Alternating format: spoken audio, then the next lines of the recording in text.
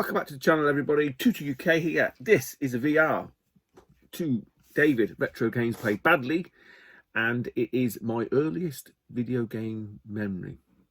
Now, it didn't specify if it's arcade, home consoles, home computers, the 8-bit micros. For those in the UK, that's what we predominantly had. So, like a lot of people that I've watched, and there's been a myriad of different people that have done responses to this, and they've all been great. Mine kind of get mired in different times. I think I can't really pinpoint which one came first, so I don't know if they're all just blended into a big mush of different things. So I've got memories of playing a Pong Binatone clone. It was called Binatone to us, but I don't know if that predates me playing the ZX Spectrum round an older lad's house. I have distinct memories of playing the ZX Spectrum rubber key one in his grand's back room, because you have back rooms back then. You had two rooms, a posh room and a back room. It was on the floor because he had a Sabutio set up as well. So there's that memory, and then there's this memory, which in my mind really sort of solidified gaming, but I don't know if this memory came before those memories. I've got a feeling that this memory came before the Spectrum, but probably not before the Binatone. So the Binatone is just a Pong clone. Bat and ball, bing bonk, bing bonk, bing bonk. You know stuff. Not very collectible now, to a penny. And there was like loads of different versions. You had like grandstand ones and stuff like that. But the one that we had was like the orange and black Binatone or Binatone, depending on how you pronounce it. But I say there is a distinct memory as well of the ZX Spectrum. His name was Dave Jowett, and he was like my brother's friend, but he was older than my brother as well, so he was like quite older. And I have memories of seeing that being played. I've also got a memory of seeing the Master System. So these have got to predate the Master System and the Commodore 64.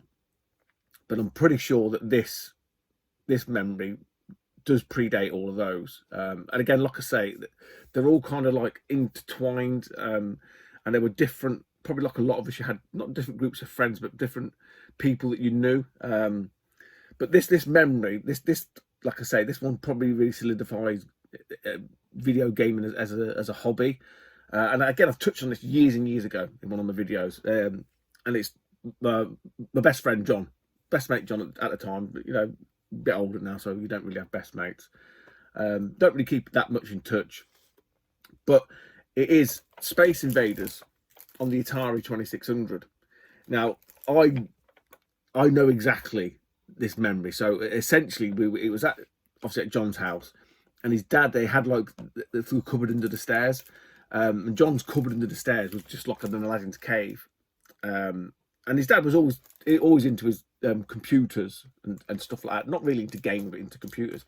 And for some reason, and I can't recall the story, but he dug out an Atari 2600 from that cupboard. And obviously one of the cartridges was Space Invaders, and obviously John and myself started playing it. Because up until that point, we were just playing with action figures, and stuff like that. It wasn't really gaming. But that was a catalyst. That was a massive catalyst, and obviously his dad must have realised that there was, John had some interest in it and stuff like that, and it was quite popular. Because then I think that year or something like Christmas or whatever, he got the ZX Spectrum Plus 3. But obviously this says 1980. I don't think it was 1980, because at 1980 I was only 4 years old. I was probably more like 7 or 8. So this is probably 84, something like that, maybe, when we played Space Invaders. Obviously it was just a loose cart and stuff. But it was just somewhat weird and wonderful, all in one. And I remember his dad had to sort of change the games. I don't really remember playing anything other. This one stood out. Space Invaders stood out. I don't know why, but after that point on, like I say, it was a Spectrum. Then it was, when we went to I used to go on holiday with Skegness, and it was arcades and stuff like that. So it was the sort of the massive catalyst for me in terms of the gaming as a viable part of the hobby. Because before that, it was playing with action figures, playing with action man, action force, or G.I. Joe, riding bikes, all that kind of stuff.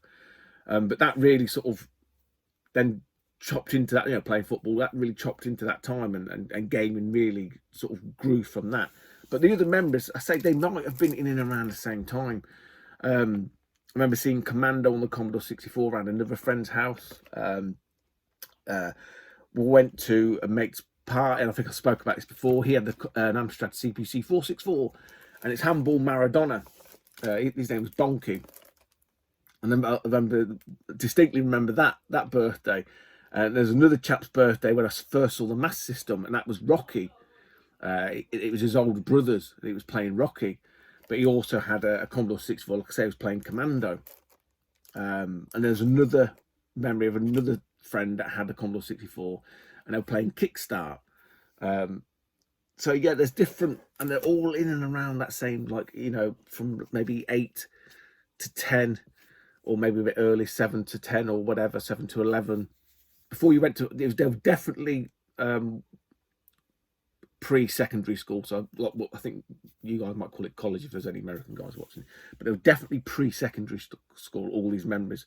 So I think that's 12, 13, isn't it, something like that? So that ilk, that area. But Space Invaders for me really was, and that, you know, that distinct memory of John's dad, Terry, digging it out from under the stairs and plugging it in, and we were just hooked. We were hooked from that point on. Even that crappy fucking joystick, we were hooked. So yeah, thanks Dave for doing that video. I'm sorry it took a while to get around to. Been a lot on, but yeah, there you go.